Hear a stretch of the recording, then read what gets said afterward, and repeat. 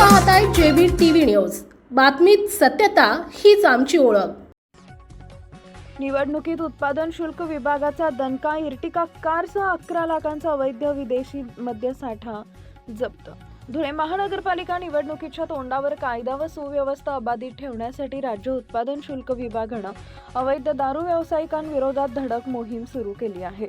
याच मोहिमेचा एक भाग म्हणून विभागाच्या भरारी पथकानं नकाणे शिवारात मोठी कारवाई करत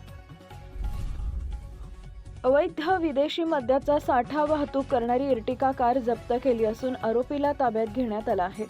गुप्त बातमीदाराकडून मिळालेल्या खात्रीशीर माहितीनुसार उत्पादन शुल्क विभागाचे दुय्यम निरीक्षक दीपक गवळी यांच्या नेतृत्वाखालील पथकानं दुलारी गार्डन परिसरात सापळा रचून संशयित वाहनाला थांबवले।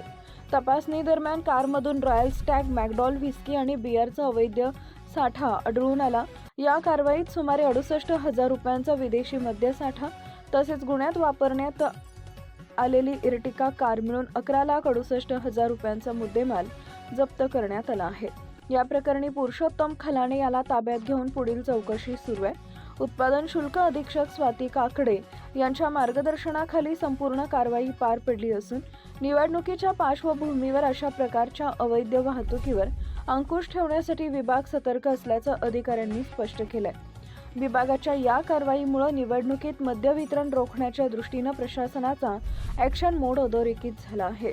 प्रतिनिधी परीक्षित परदेशी, धुळे। आपल्या परिसरातील महत्त्वाच्या बातम्या पाहण्यासाठी आजच आमच्या जेबी टीव्ही न्यूज चॅनलला YouTube वर सबस्क्राइब करा आणि बेल आयकॉन प्रेस करा।